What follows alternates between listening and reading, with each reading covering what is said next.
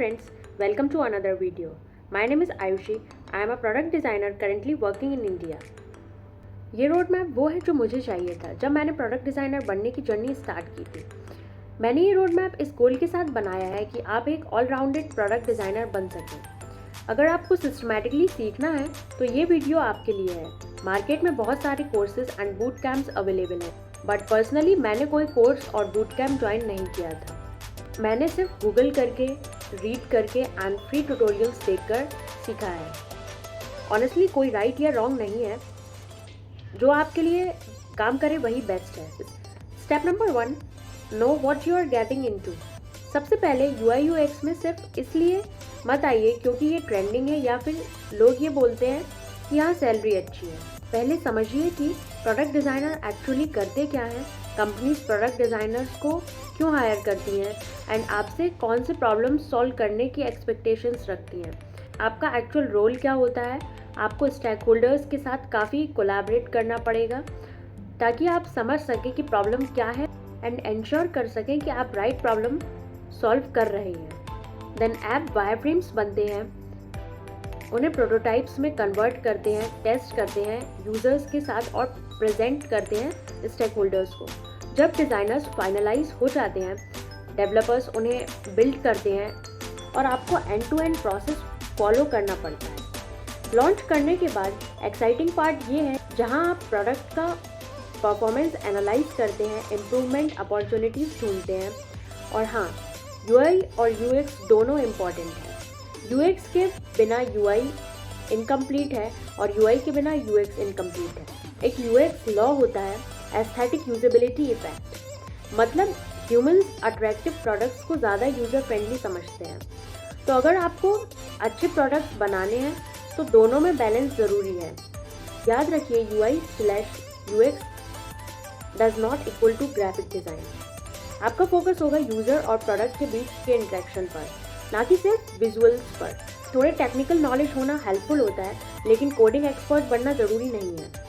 Step number 2, figure out the design process. आपको design thinking process समझना होगा। ये एक फ्रेमवर्क है, हर स्टेप फिक्स होता है।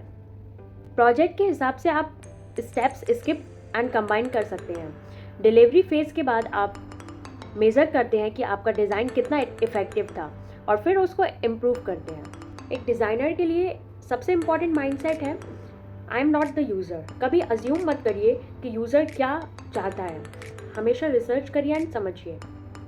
Step number 3, level up your skills. Number 1, communication.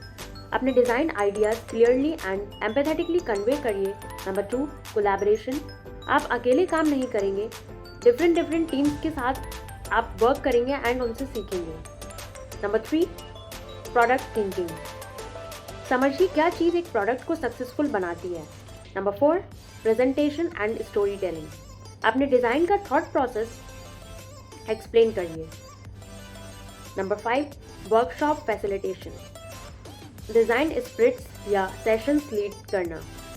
Number 6, critical thinking. Structure and rational approach develop करिए। Market trends के साथ अपडेट रहना इम्पॉर्टेंट है। इंडस्ट्री एक्सपर्ट के साथ सीखना एंड कम्युनिटीज़ ज्वाइन करिए, वहाँ भी आपको बहुत कुछ सीखने को मिलता है। Number 4, craft and execution skills. User research, कब रिसर्च करनी है, कैसे करनी है और फाइंडिंग्स को डॉक्यूमेंट कैसे करना है। Quantitative, surveys and analytics. Number 2, qualitative, user interviews, usability testing. Then data analysis, user behaviour समझना एंड मीनिंगफुल इंसाइट्स निकालना। नंबर 4, यूज़र फ्लोज, प्रोडक्ट का फ्लो क्लियरली मैप करना। देन इंफॉर्मेशन आर्किटेक्चर, कंटेंट को logically structure करना। Design tools, Figma is a must. ये सारी skills important हैं। Design systems, interactive components, basic animation सीखना, वायरफ्रेम एंड प्रोटोटाइपिंग। विजुअल से पहले फ्लो और लॉजिक पर ध्यान दीजिए। Visual design, colours, typography, hierarchy, contrast सब सॉलिड होना चाहिए। Next point is user design, interaction design, material design and human interface guidelines पढ़िए। क्लियर माइक्रो कॉपी और इंटरफेस राइटिंग आपके डिज़ाइन को एलिवेट करती हैं। Step number 4, put together strong case studies. आपको मिनिमम 2 केस स्टडीज़ रेडी रखनी चाहिए जिसमें आपको डिज़ाइन प्रोसेस क्लियरली विजिबल हो। कोई शॉर्टकट मत लीजिए, प्रॉपर प्रोसेस फॉलो करिए एंड अपने थॉट प्रोसेस को शोकेस कीजिए। Step number 5, get seen and build connections. अब जब skills and case studies ready हो गए हैं, एक्सपोजर बढ़ाने का टाइम है। डिज़ाइन/प्रोडक्ट कम्युनिटीज़ ज्वाइन करिए। लिंक्डइन या ट्विटर पर अपनी लर्निंग्स डॉक्यूमेंट करिए। फ्रेंड्स या फैमिली को बताइए, कभी कभी अपॉर्चुनिटीज़ वहीं से आती हैं। देन मेंटोरशिप सेशन बुक करिए एंड फीडबैक लीजिए। जो भी फीडबैक मिले उसके बेसिक्स पर केस स्टडीज़ और पोर्टफोलियो इम्प्रूव करते रहिए। स्टेप नंबर 6, गो जॉब हंटिंग। अपना पोर्टफोलियो और रिज्यूमे पॉलिश करिए। बेस्ट फोलियोज जैसे वेबसाइट से इंस्पिरेशन लीजिए। लिंक्स डबल क्लिक करिए एंड ब्रोकन लिंक्स इंप्रेशन खराब करते हैं। इंटरव्यूज़ को लर्निंग अपॉर्चुनिटीज़ की तरह ट्रीट करिए। Communication, presentation, story telling practice करते रहिए। ये स्किल्स आपको बहुत आगे ले जाएंगे। मुझे पर्सनली UI UX सीखने के बाद 3 मंथ्स लगे जॉब मिलने में। यूजुअली 6 मंथ्स और 1 ईयर लगता है ट्रांजिशन में। अपने लिए रियलिस्टिक टाइमलाइन रखिए एंड नॉलेज विदाउट एग्जीक्यूशन बेकार है। डेली थोड़ा थोड़ा रिवीजन करिए, वीकली एग्जीक्यूशन करिए and equal to progress. And most asked question, design improve करने का shortcut. The answer is practice allot.